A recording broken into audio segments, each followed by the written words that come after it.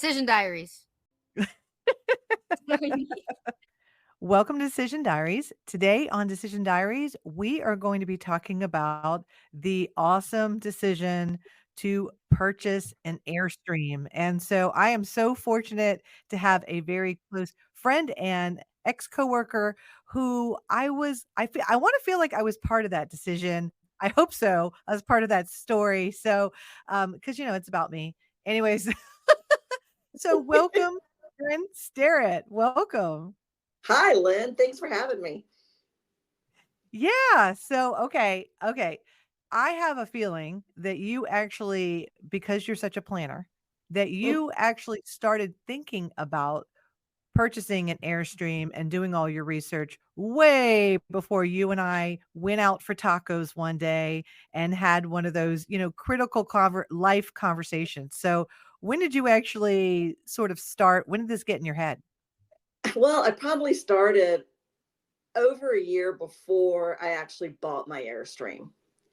And there was a lot of things I tried to think about before I purchased it because it's not a small decision, right? Especially being a single woman, having to tow and purchase and maintain and take care of it all by myself, not to mention setting it up and traveling by myself. So it's just a really big decision. So I really spent a lot of time thinking about it and talking to people and doing my research before I even bought one. So, So, where did you go? well, I tell you, well, some of the first things I did was started talking to people, talking to family. You know, it's like, hey, I'd like to go hiking. My family, not hiking, camping. My family never camped. In fact, my mom always said, roughing it was camping or camping and was roughing it at the Holiday Inn. So she was never one to go out into the woods and hike. Now we had a lake house and that was roughing it for her. So we never camped. And I'm not a tent camper either. I want to get out there and sweat and hike during the day. But when I'm done, I want to have the nice comforts of a bed and a bath and to be able to prop my feet up and just enjoy myself after hiking. So I started looking at campers and talking to my family. They were worried about safety. So I did a lot of research about how safe it was camping in different campsites and different types of camping, whether you're boondocking or you're staying at, RV parks or staying at state parks or staying at a Cracker Barrel parking lot, right? I did a lot of reading and research and then I started looking around at um, RV stores, dealerships that sold different RVs to look at different kinds of RVs and what could I afford and what felt comfortable to me. And part of that comfort was not just space, but really how easy was it going to be to maintain? How long was it going to last? Because I wanted something that was going to last me more than a few years, last me into my retirement, right? Which is where Yeah. I am now. And so there were a lot of factors like that I looked at, something that was going to be easy to take care of. I could run to the local hardware store and buy parts to repair, my RV versus having to go to an RV store and to get parts to repair it. Is So there that are what led you to selecting Airstream over I wanna say, and I almost wanna and I know this is gonna sound bad, but, the Airstream is so iconic and it matches you so well with your personality that I can't even imagine you in sort of, I wanna call beige and tan, traditional square type RV. I mean, well, did yeah, you already know? Yeah. I was kind of leaning towards that, but a lot of like people that I talked to said that, the Airstreams were like a big tin can, right? But for me, I like the sturdiness of an Airstream, right? Like when I walked in different RVs and you walk around and they're just, while they're shaking, you do have stabilizers, but you kind of touch a wall and it moves.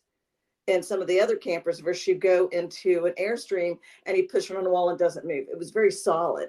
When doing some research, it said like something like 80% of all Airstreams manufactured since 1950, whenever they started manufacturing, are still in use today. Some of them might be an Airstream, campgrounds, but they're still in use. So that told me how solid they were. And that was more important than the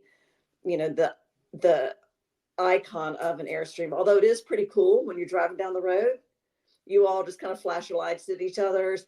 I remember pulling out of my town here when I moved to North Carolina, and some woman drives by me in the truck and she honks her horn and goes, woo woo, and gives me a thumb up because she sees another woman pulling the camper by herself. And it was just, it's just very empowering to get that assurance and that thumbs up from her. But it was it really was a big decision for me because it's a lot of money.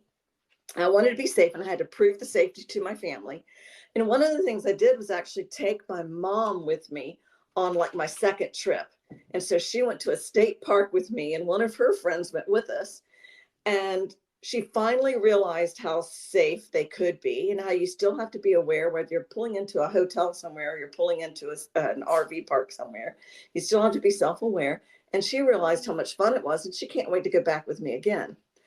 Wait, So getting into that did safe. you rent before you bought? Did you am Oh, I that was another thing, right? When and doing a lot of reading, a lot of people would buy smaller because they were more affordable, but then they regretted it like the next year. So one of the things I did, and this was a big factor for me and something I definitely recommend to others, I found a woman who would rent her Airstream out. She wouldn't let you tow it because of safety and insurance and everything else, but she would tow it to your campground within a certain area.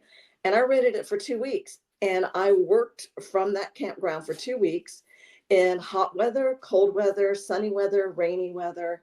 And that way I got to get a feel for how this 25-foot Airstream was going to live for one person in good weather and bad weather.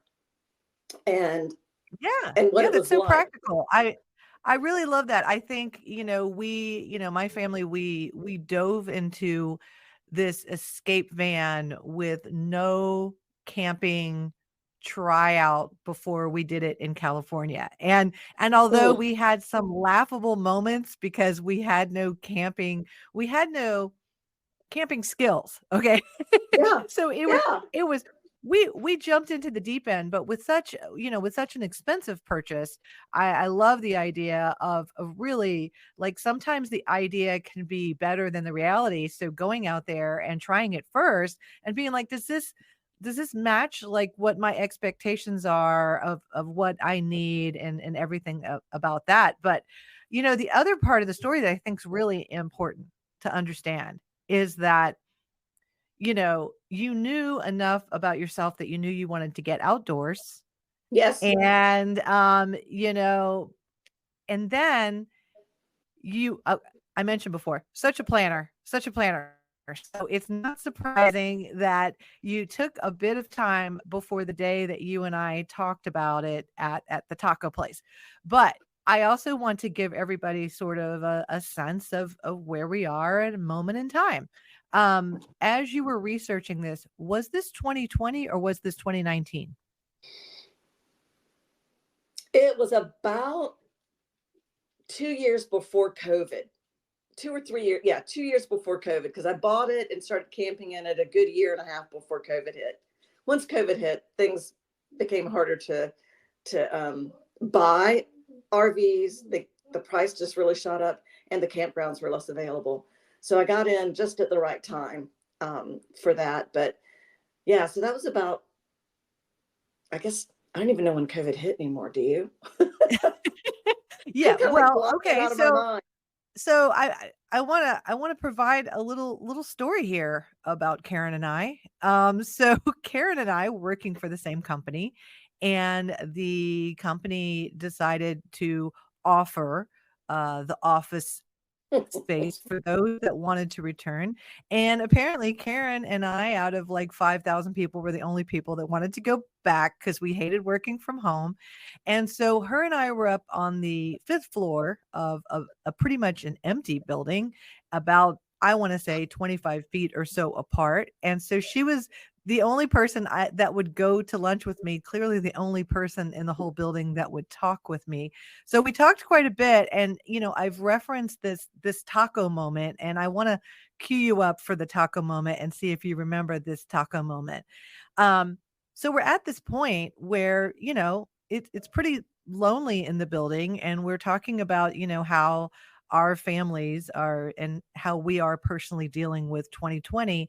And I hate to say it, but where my head was at was, if this is where we're going to be, if this is the long term that, we're just going to be you and I coming to this empty building, and if this is what life looks like now, um, you know, I'm prepared to die in a fun way. I think we we brought up death because we said, life is of the living, and I was starting to get into mountain biking, and I said, I'm going to go out, I'm going to mountain bike. And then you were like, yeah, I'm going to camp. I'm going out. I'm going to camp. And we both said we did not want our stories, our life Right. stories, to end with she was sitting at home watching Playing it safe. television, playing it safe. And and so I think we had that discussion, and then it was almost like, I want to say, in my mind, okay, this is coming from my perspective, Karen.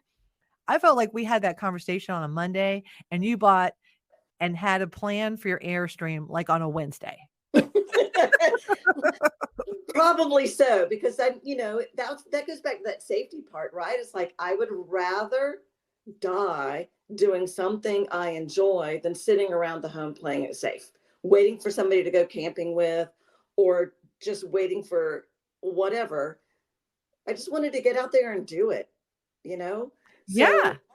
and so like you said, I'm planning, I'm doing my research, and then I was just ready to make the purchase, right? Find the right one, make the purchase, and go from there. So, and that was another fun experience, right? The older gentleman that I purchased my Airstream from was, in the city about 2.5 hours away.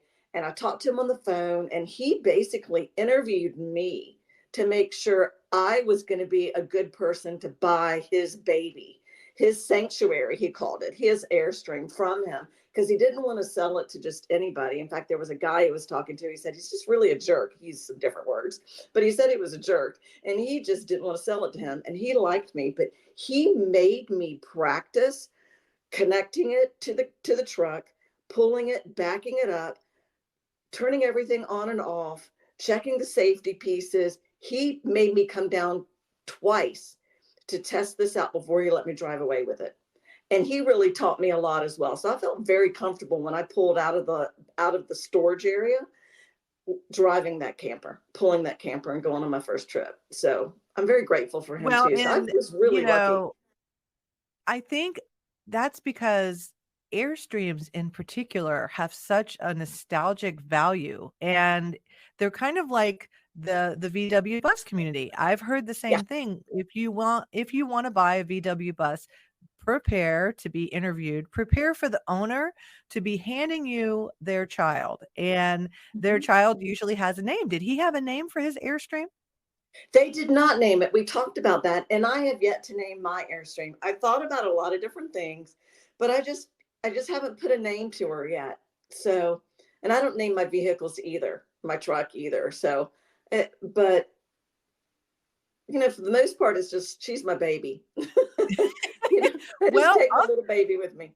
now, here's some fun things as I was, looking about Airstreams, and thank you for the picture. I can't wait to post it of the day that you actually bought it, because you truly look like you are glowing. You made it through the interview. This person has passed on their child to you, and you definitely look like a proud mom in that picture. I think it captured you so well. So I can't wait to post that for everyone to see. But the other thing is, you are among great company. Okay. So I think when you think about, famous people that have all the money in the world and they can stay at all the luxury resorts and things like that, you'd be surprised how many of them own Airstreams. So as Right. you're camping, you could run into Brad Pitt, Matthew McConaughey, Tom Hanks.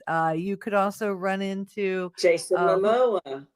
Oh, okay. I mean, Yeah. there's a lot of opportunity out there in the Airstream Miranda community. Lambert, yeah, you've got a lot of them out there. So, and I Yeah, just I mean, saw I just saw another movie the other night that Ben Affleck was in, and he had an Airstream that he moved around from city to city. So, don't know if I can tout the movie name or not, but it's a good one. I'll share it with you later. But yeah, so it really is iconic. And you drive into a campground and you always scope out where are the other Airstreams, and it is a community. You go there and you talk to other Airstreamers, and other people walk by and look at your Airstream. It's like, wow, I wish I could get one of those when I grow up. So that's their dream Now RV, right? So have you joined I did see this. Have you joined Her Way or the Highway? Are you familiar with this? no, I am not familiar with that one. So, this is like a whole community of single women that love camping and have taken on the challenge of, camping by themselves and blogging about it and becoming a whole community. And so, Airstream actually kind of sponsors a single women's area that you can, share tips and tricks with and find all of your people. I'm really big on finding my people. I mean, I have my podcast people, I have just other people in my life that don't mind me being slightly inappropriate, which is really awesome. And so and so, I mean, finding your community is key. And sometimes when you have something like an Airstream, like you mentioned, going down the road and sometimes just even getting a wave really reinforces that you made the right decision, because when you look at that person, you see a little bit of yourself, a little bit of, a shared understanding of, yeah, I pulled this thing by myself. I parked this thing by myself. I'm going to all these places. So let's talk about your adventures. Okay, wait. First of all, the disappointment that on Monday we had the conversation and by Wednesday you purchased the Airstream and then informed me that I was probably never going to see you in the office ever again.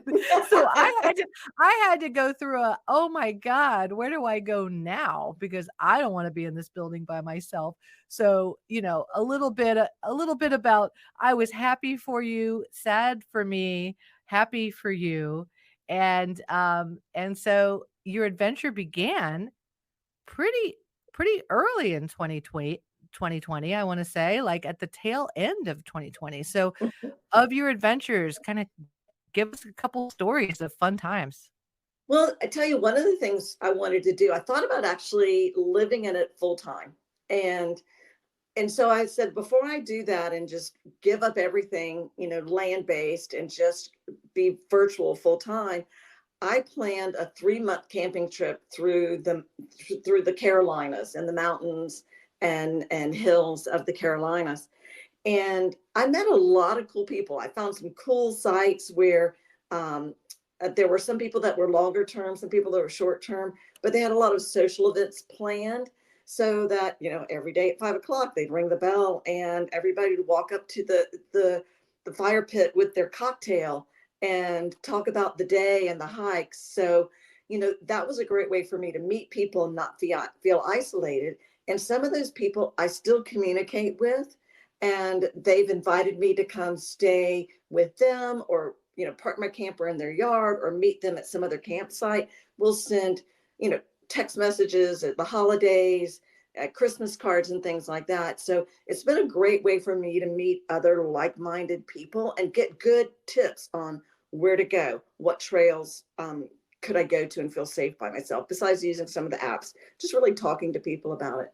But one of the places I stayed, which is not the places was the issue, but the time was the issue, is at a tail end of a hurricane. Lynn, where we live, we're always dealing with hurricanes, Right. right? Well, I was Hurricanes. inland, but it was the tail end edges of a hurricane. And that night when the storm came through, I could feel the camper shaking. And Wow. even as heavy as it is, it's like, oh my, that makes me a little nervous. And then you're thinking about, okay, you don't want to be in a tornado, so you have to run to the bathhouse and some of these little things like that. But at that point, there were no issues, no damage or anything. But at that point, I realized, okay, being a full timer is not going to be for me. I can go long term, I can go months at a time, but having a home base was important for me. But I'd still like to go like months again, and just pick up and go by myself even. People can meet me or not meet me. It doesn't matter.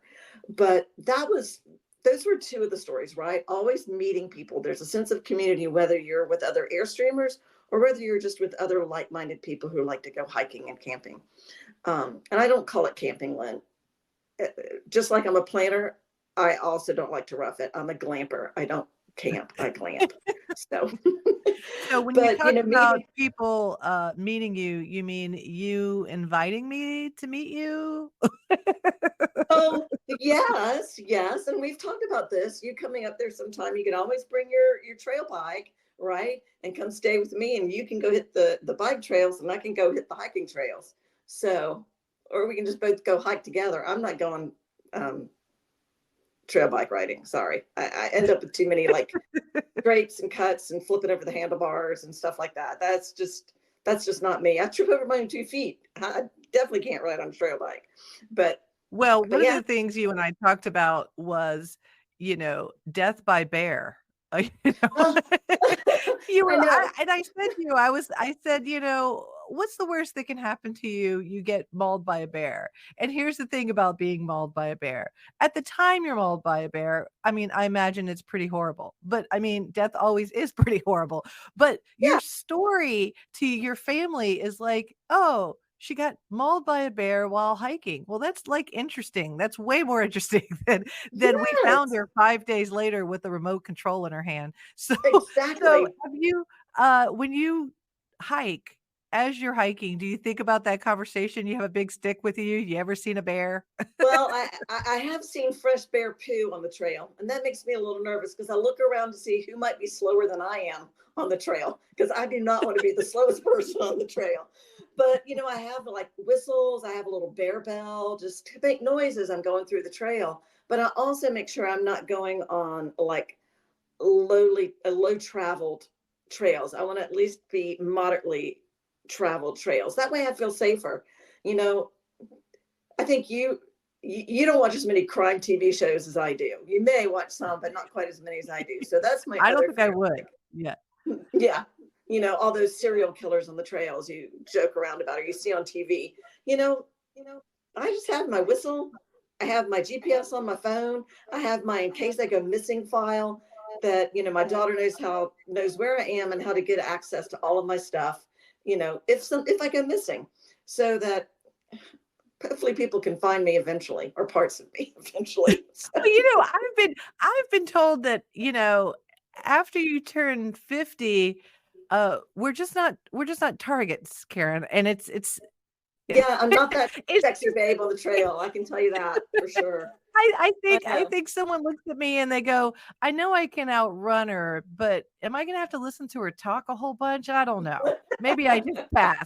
I even feel like that. I will have to say, I even feel like when I'm on a trail, and I'm biking, so I feel like I'm going fast, but at the same point, I do feel like animals are kind of making an assessment, and they're like, "Oh, this person has their wits about them and might put up an actual fight, so maybe I don't do that." The other thing that I've learned or noticed in my just again, very very limited camping, but lots of sort of trail riding, I want to say, is that animals know when the trail's busy and they know when the trail is not busy. So, even when you go into like springs and rivers, the animal life tends to stay away, and then somewhere around 3 or 4 o'clock, after the traffic and people are kind of settling down for the night in a campsite, the animals start to kind of move around. You hear a little Yeah. bit more rustling. So I don't imagine that you hike at night, which I would,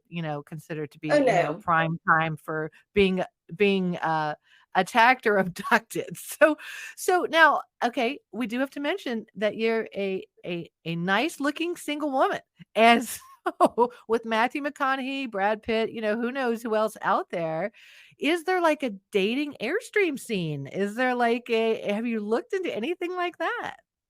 I have not, although you will see there's a big community, a lot of like, Facebook groups and other kind of groups that you can join. And they're super helpful, right? If you have any issues, something's not working, you can get on the Facebook group and people will help you out. But you also see where people will there's mixed stories about the flamingo. You could be flamingoed, sort of like people who have Jeeps get ducked, right? They get a little plastic duck. But this is the flamingo. But sometimes it's the flamingo. Sometimes you hear it's the pineapple. Means you're like swinging singles Oh, or couples oh, or whatever. there's a swinging Airstream community. How about Well, that? it's just the yeah. I'm not real sure. You can read different stories about it, different interpretations, and a lot of people still have the flamingos out there and have no idea about any of that stuff. And so I just play it safe. I don't want any strangers coming knocking on my door in the middle of the night. So I don't put any flamingos out. But yeah, but yeah, there's a lot of fun things like that. But no, I have talked to other campers that might be next to me or other gone hiking and to dinner with other Airstreamers that were single as well. But so there are probably some opportunities there. I just haven't taken advantage of it.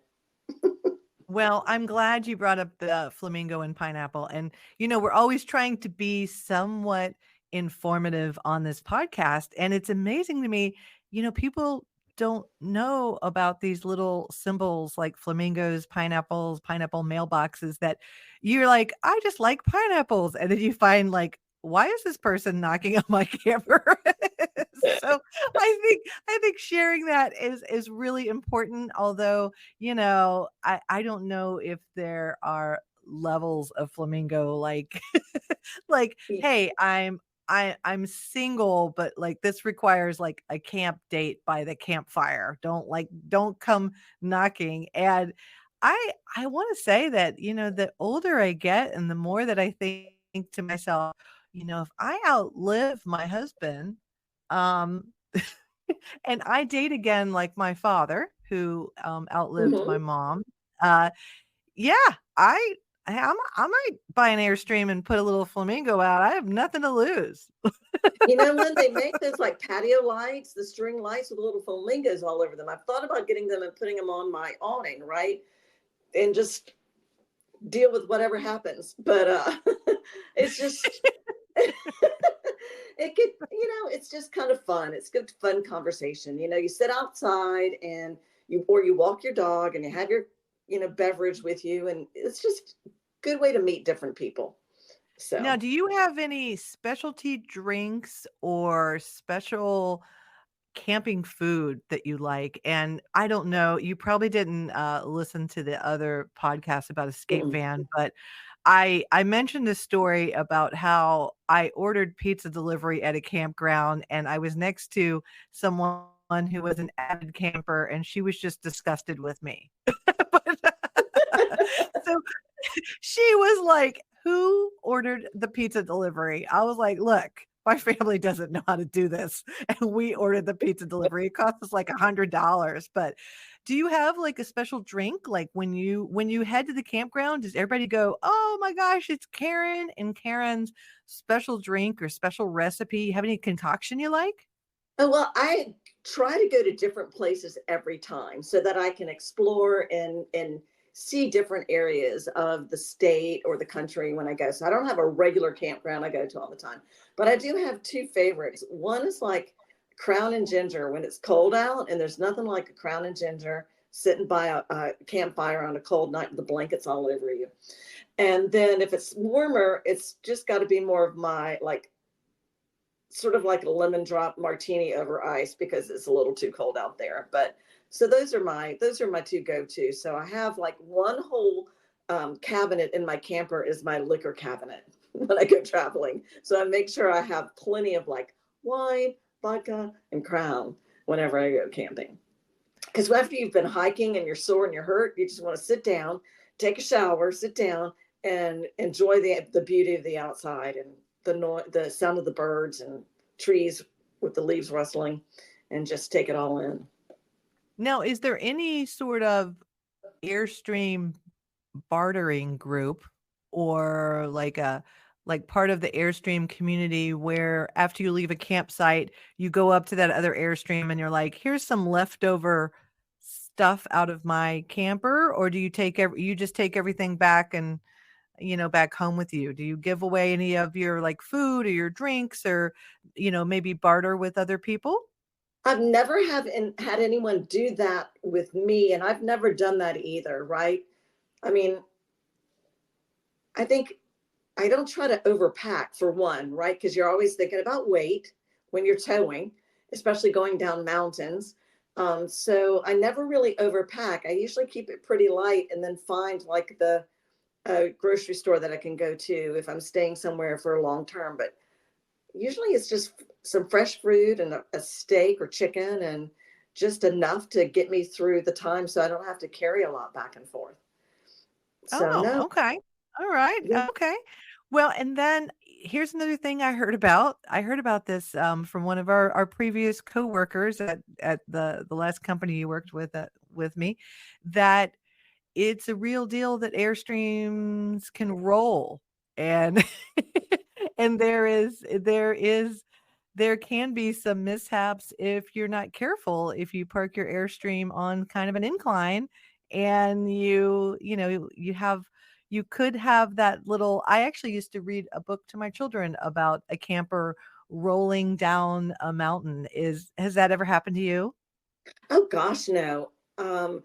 You know, I don't think I've ever heard or read anywhere where they tend to roll. I know they're super aerodynamic when you're pulling them. It's like I have to be careful. I've got a little bit of a lead foot anyway. So if I'm going down the highway, I just got to make sure I'm not going too fast towing. But they're so aerodynamic, you don't even feel when you're pulling them, right? It's like a nice smooth ride. And then when I camp, I try to make sure that the campsite's pretty level. I check it out, make sure I don't go off any edges. But any camper would be, I mean, if you go off a ledge or something, any camper could easily roll. There's a lot of them that are like higher profile, narrow and higher than the Airstream is. They're not super wide or super tall. So yeah, I've never heard Yeah. that before. I'm gonna have to go check that out now and see. But like Well, I don't think, he caught it on video. He told me this story, when we were out in, Portland. David had told the story when we were out in Portland. Maybe you didn't hear it, that he kind of lowered it before he sort of put the blocks, and all of a sudden started to have it roll a little bit, but luckily it kinda came to a stop. So, for anybody out there that is maybe not as savvy, and maybe, here's the thing, the person that had you adopt their Airstream really did you a great service with he making did. you kind of go through this test and passing on their knowledge, just like a parent would when they drop their kids off, like, you must feed this child by this Yeah, time and you must do these things if you want, the best experience that's right. with my child as He possible. actually typed up instructions. You do this first, this next, and this before you even disconnect it from the truck. And one of those things was putting those chalk blocks behind the wheel so it doesn't roll. So yeah, the David you're talking about, he has one too, and he had just gotten it, and yeah, he wasn't as lucky to have somebody instruct him and train him like I was. So mm, Yeah.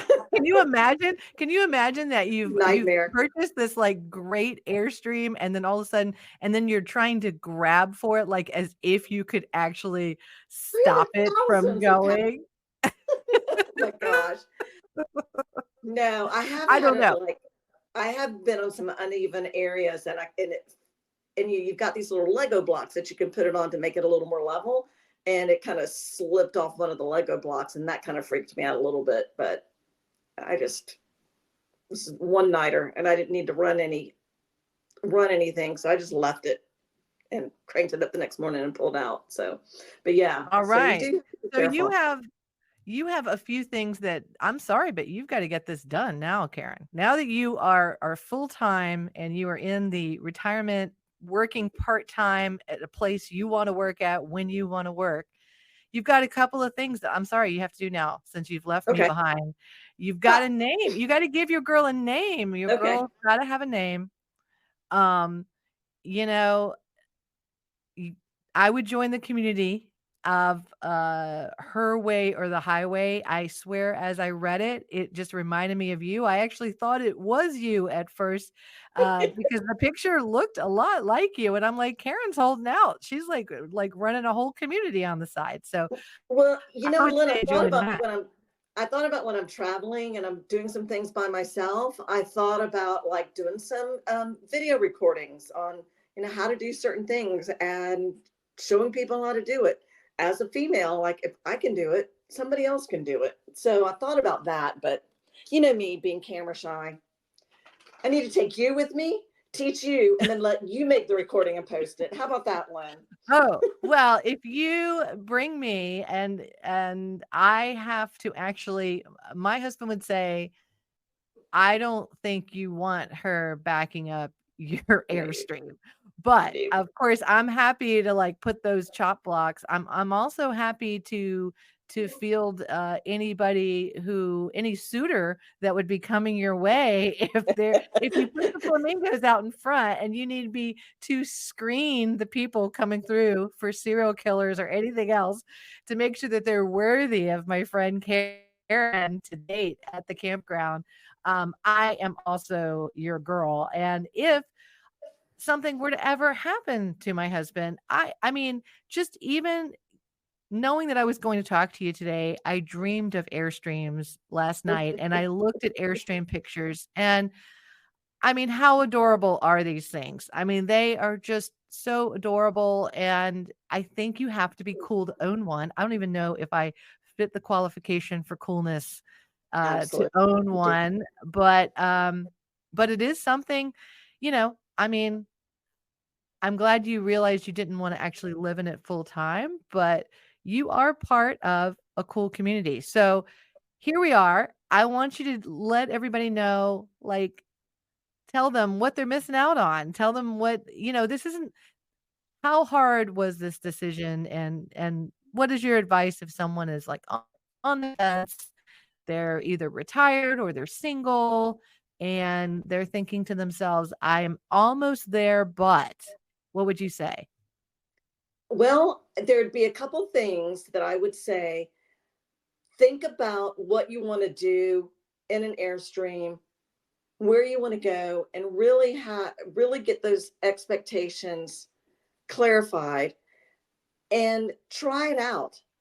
And if you're with a partner, make sure your partner feels the same way you do, because quite often someone doesn't mind the mosquitoes and somebody hates the mosquitoes and they're never going to go camping again. But really think about set those proper expectations, how frequently you want to use it, what's the cost of owning it, and really do that homework in advance. If you can try one out like I did, that's going to really help you, because then you'll know whether it's too big or too small before you invest in it and then have to buy another one. Um, I think too, knowing that you can take it out as often as you want, have that freedom, it's empowering to just pick up and go and to explore and see things that you couldn't do in a hotel room or in an airplane, and the people you get to meet through the community. It's empowering and it's enlightening. um it's just the best sense that it probably makes me feel as free as you feel when you're riding down a downhill on a bike trail, Lynn. Right? Yeah. Speeding down. It's just like you can feel all the stress and the weight of the world off your shoulders when you get in the camper and you just go and you explore, and it's about this next adventure, big or small. I would say plan, make sure it's the right decision for you, and then do it. Yeah, I mean, you really just described that so well. Just do it, and the feeling it's more than, purchasing an RV. It's a lifestyle, it's the It is. feeling, and with Airstreams, it's the nostalgia and the community. I think there's just an overall camping community, and then Mhm. there's a sub of that community, which is the super cool Airstream community. I wanna Yeah. also say super cool renting escape van community. One more shout out to them because that's about as close as I got. But I think you are inspiring me and to hopefully in the future buy an Airstream either with or without my husband. I don't know. Oh, and you know what, Lynn? You know, my grandchildren and my daughter love it. And when I can't go out in it on my own anymore, it'd be a great legacy and gift for them as well. And that's the other thing. They just last a long time and let them enjoy it after I can no longer take it out by myself. They better take me with them. But, you know, something I can pass on. Yeah, that is great. Well, thank you so much for coming on and talking about it because I really feel like this was one of the best decisions you ever made.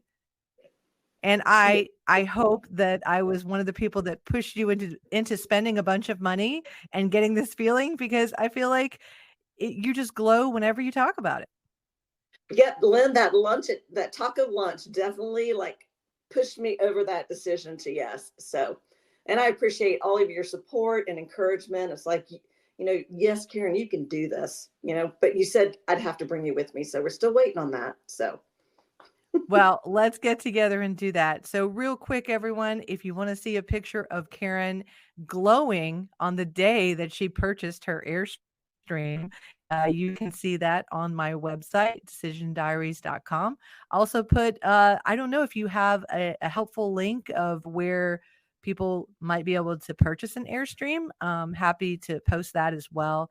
And as always, thank you for coming on. And thanks, everyone for listening because you heard it here. It is a passion. It is glowing. She's ready for her next adventure, and I am ready to join you.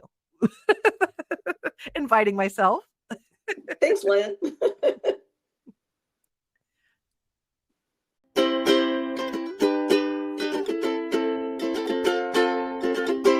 Decision Diaries.